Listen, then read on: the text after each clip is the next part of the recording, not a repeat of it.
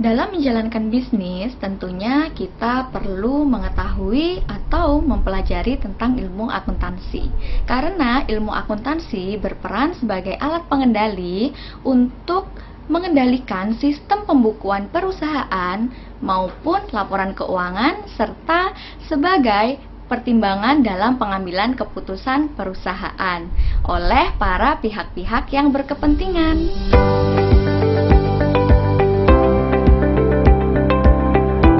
Assalamualaikum warahmatullahi wabarakatuh. Bersama saya Siti Barokah. Di sini kita akan mempelajari tentang ilmu akuntansi. Sebelum kita belajar lebih jauh tentang akuntansi, maka di sini sebaiknya kita berkenalan terlebih dahulu, begitu ya.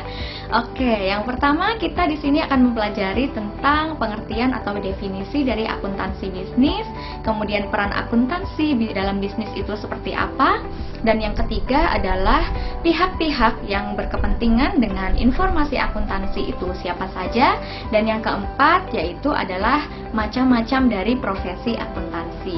Mungkin dari teman-teman di sini banyak yang belum mengetahui sebenarnya profesi akuntansi itu ada berapa macamnya kayak gitu ya. Baik, langsung saja kita akan mempelajari tentang pengertian akuntansi. Secara umum, akuntansi didefinisikan sebagai sistem informasi yang mengukur segala aktivitas dalam bisnis, kemudian mengolahnya menjadi data, mengolah data menjadi laporan keuangan, dan yang selanjutnya yaitu mengkomunikasikan kepada para pihak yang berkepentingan sebagai pertimbangan untuk pengambilan keputusan. Selain itu, akuntansi juga didefinisikan sebagai proses. Prosesnya seperti apa? Sebagai proses pencatatan, kemudian penggolongan, peringkasan transaksi, dan selanjutnya yaitu penginterpretasian hasil dari proses tersebut. Pencatatan di sini seperti apa? Pencatatan dari bukti-bukti transaksi yang terjadi dalam kegiatan operasional perusahaan yang dicatat dalam sebuah jurnal atau pembukuan yang dinamakan jurnal umum.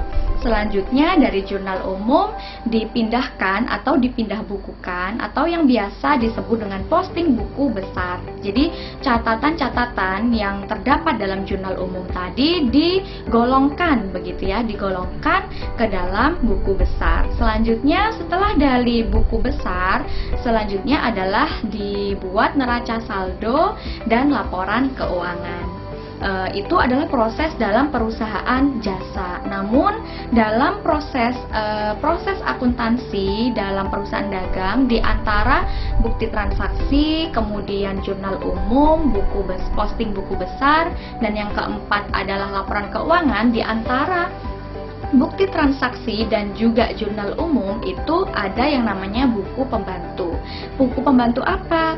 Buku pembantu utang dan juga buku pembantu piutang. Setelah kita mempelajari tentang definisi dari akuntansi bisnis, selanjutnya apa sih peran dari akuntansi sendiri? Apa sih peran akuntansi dalam bisnis itu? Jadi, akuntansi dalam bisnis berperan sebagai sistem informasi yang memberikan informasi secara tepat dan juga akurat kepada para pihak-pihak yang berkepentingan. Jadi intinya, poinnya adalah memberikan informasi secara tepat dan akurat. Selain itu, kegunaan lainnya untuk apa? Yaitu untuk mengetahui informasi manajemen. Informasi manajemen seperti apa? Informasi manajemen mungkin manajemen dalam manajemen bahan baku, manajemen sumber daya manusia, dan lain sebagainya. Selanjutnya, untuk apa sih akuntansi itu? Yaitu untuk menghitung laba rugi, untuk menentukan laba rugi. Kira-kira perusahaan ke depan itu tentunya setiap perusahaan pasti menargetkan ingin memperoleh laba ya, bukan rugi.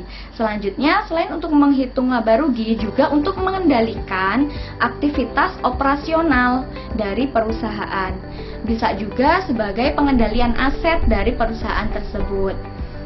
Selain mempelajari tentang peran akuntansi, selanjutnya terdapat pihak-pihak yang berkepentingan dengan informasi akuntansi. Pihak-pihak yang berkepentingan dengan informasi akuntansi yaitu ada pihak internal dan juga ada pihak eksternal. Pihak internal terdiri dari siapa saja? Yang pertama yaitu ada owner, kemudian yang kedua ada manajer, dan yang ketiga ada karyawan. Kemudian untuk pihak eksternal terdiri dari siapa saja? Yang pertama yaitu ada pelanggan, kemudian ada investor, yang ketiga ada pemasok, dan yang keempat ada kreditor. Nah, kenapa pemilik perusahaan membutuhkan informasi akuntansi? Yaitu untuk mengetahui sejauh mana perkembangan dari perusahaan tersebut. Apakah perusahaan tersebut stuck hanya begini saja atau mengalami perubahan, yaitu mengalami perkembangan kayak gitu.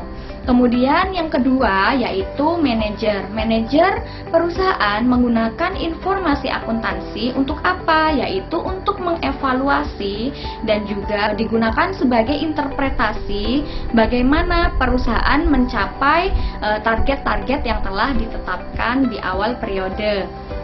Dan yang ketiga yaitu karyawan. Kenapa karyawan di sini juga membutuhkan informasi akuntansi? Karena informasi akuntansi ini karyawan membutuhkan sebagai menganalisa kayak gitu ya, menganalisa apakah perusahaan tersebut mampu memenuhi hak-hak daripada karyawan tersebut. Memenuhi hak-hak karyawan seperti apa? Seperti pemenuhan dalam pembayaran gaji, pembayaran bonus, dan lain sebagainya. Itulah peran akuntansi atau pihak-pihak. Kenapa informasi akuntansi dibutuhkan oleh pihak internal. Selanjutnya pihak eksternal. Yang pertama yaitu pelanggan. Kenapa pelanggan membutuhkan informasi akuntansi? Yaitu untuk melihat kira-kira prospek perusahaan tersebut ke depannya seperti apa. Apakah tetap mengalami kemajuan seterusnya atau malah mengalami kemunduran.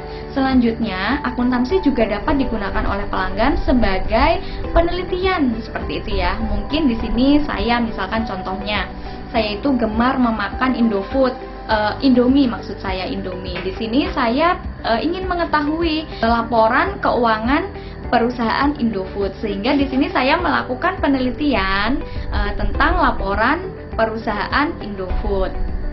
Itu informasi akuntansi digunakan oleh pelanggan. Selanjutnya dibutuhkan oleh investor.